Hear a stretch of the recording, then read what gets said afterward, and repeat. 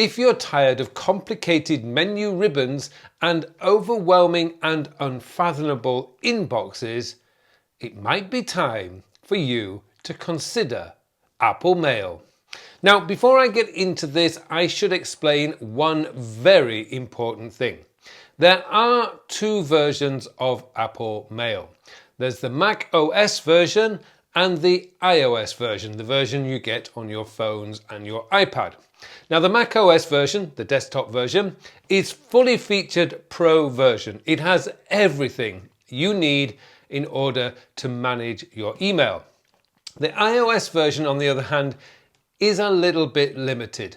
It doesn't have all the features. However, today what we're going to be looking at is the big daddy of the Mail application. We're looking at macOS Mail, and I want to show you some magical features that's going to get you really excited and hopefully help you to finally get control of your email. So let's get started and we'll go looking into macOS Mail right now. Okay, the first thing I want to share with you is how to set up an account.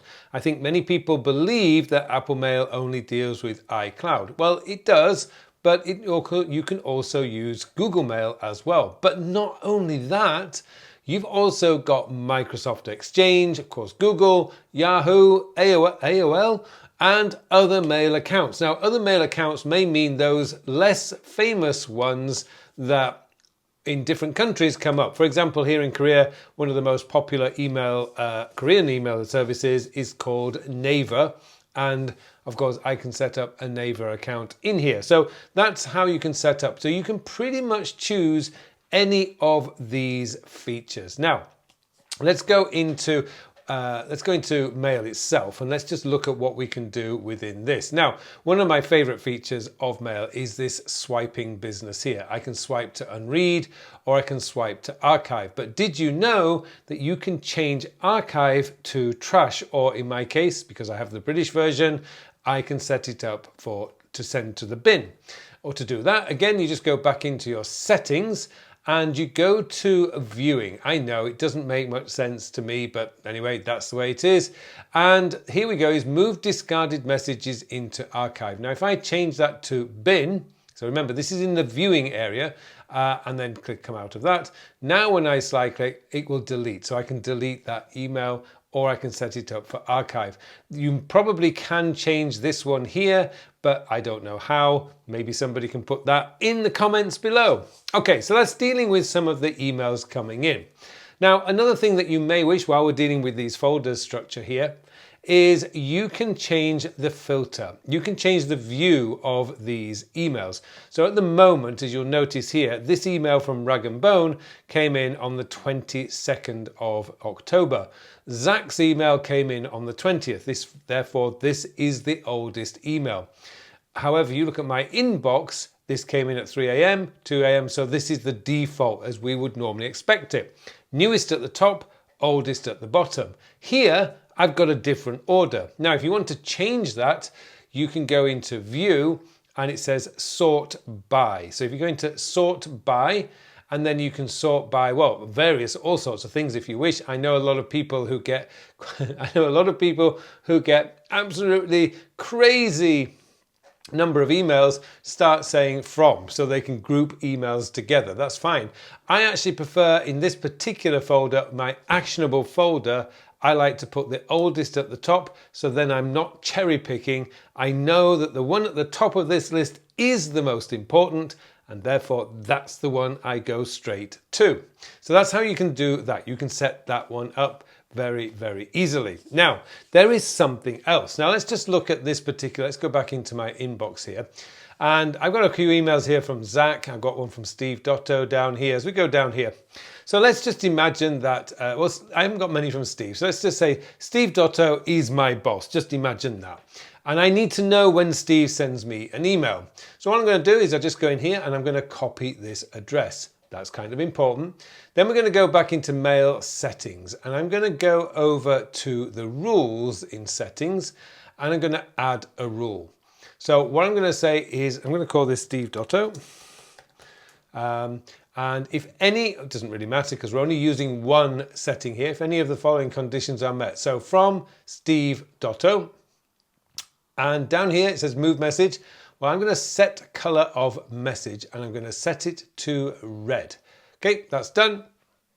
It's going to apply to emails that are already there. Now, the thing is, what you'll do is you'll see that nothing has changed. However, let's do a little bit of magic and quit mail for a moment. And then let's open it up again. So I'm going to type in mail. Let's open it up and boom, all these emails from Steve now are in red. That's how we can actually set up that. Now, of course, if you prefer, you can use flags. And right up here, let's just go into Grammarly Insights here, I can set a flag. Now, the great thing about Apple Mail here, I have a number of different colors that I can use. So I could use the red one, say I really must deal with this today. I flagged that one. Let's say the Zach here, I need to deal with that one. Zach, another one, I need to deal with that one. And what you'll notice if you're looking on the sidebar, my flagged has come up. So I've got my Grammarly Insights, I've got my Zach, you can do it that way. By the way, once again, if I wish, I can go into view and I can sort by an oldest at the top. So another way, if you come from the Microsoft world, most people do like to set up flagged email to tell them these are the ones I need to reply to, which is a good system. Then here you can actually still change the order of the folder so the oldest is at the top. I do love that feature. Okay, let's go back into the inbox and let's just do a couple of more features that you may wish to see. Let's just imagine, again, let's just say that Zach is actually a colleague, a very important colleague of mine. So I'm going to make him a VIP. So I'm going to go bang there. And now all the emails from Zach that have come in are now here. They're all, well, they're both flagged and I've got all the emails. Now the number 4 is just telling me the ones that I haven't viewed yet. Okay, so that's dealing with some of the management of emails that you've already got. What about emails that you want to send? Well, let's just create a new email and you can do that, by the way, with a keyboard shortcut, which is Command N. Very simple. And I'm going to send this to myself. There we go, call that to myself. I'm going to call this a test. Boop, boop, boop.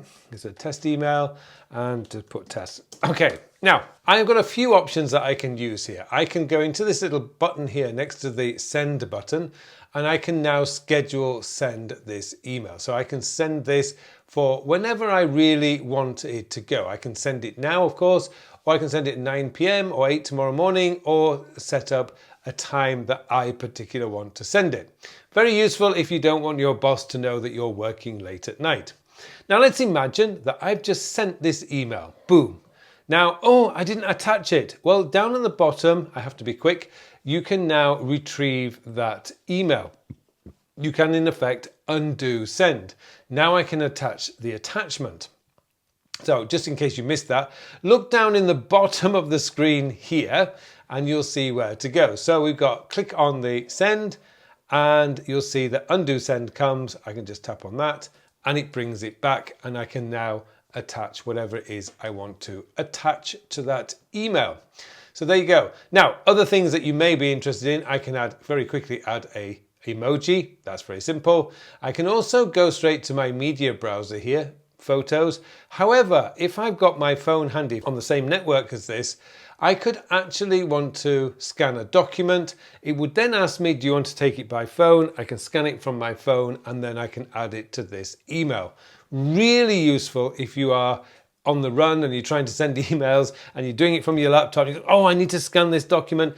It's really useful. If you've got your phone with you, you can just scan it with your phone and it will automatically upload to that email.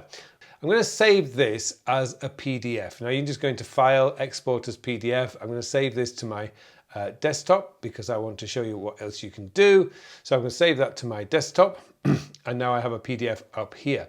Now there's a couple of things I can do with this. I can just simply now just drag that onto the email and that will add that one there. But there is another way you can do this. If I just delete this particular email, let's go in and all I have to do is drag this onto the mail icon down in the, there we go, drag it onto the mail icon and it will automatically open up a new email ready for me to send. It's one of those great things that I just love changing that one. Now, another thing that I actually like about Apple Mail is once you've set these up in favorites, they actually become a keyboard shortcut. So if I do Command 2, it's going to open up my Action This Day folder. Command 3, it's going to open up my VIPs. Command 4 is going to show me my flagged. Command 5 is going to show waiting for. And Command 6 is going to show me my pending. I love that feature with Apple Mail. It just really does help me to be able to move around because I'm usually going into my Action This Day very quickly and I can just move around very quickly within the Mail app. So really that's everything that you need to do, except there is one more thing. If I create a new email, again, I'm going to send that to myself. There we go. And I'm just going to do this as a test. Now, what you'll see is it says down here from. Now, what that means is it's now, because you can have multiple accounts set up in here, but what it means is I can now hide my email. And basically I can just do that. And my email is now hidden. So when I send this, the person receiving this email is not going to get my real email address. Now, when they reply, I will still receive an email, but they won't know my real email. And this is great if you're wanting to sign up for something and you know they're going to start spamming you. This is a great feature to use because then you can now delete that email. They won't know who you are. That's just a really good feature to use if you ever are not sure about who you're sending your mail to. So there you go. That's really everything you need to know about email. Now, I do have a lot more videos on Apple right now. And if you really want to know if you can build a full Apple productivity system using Apple's tools, then this video up here is the next video I would strongly recommend you watch.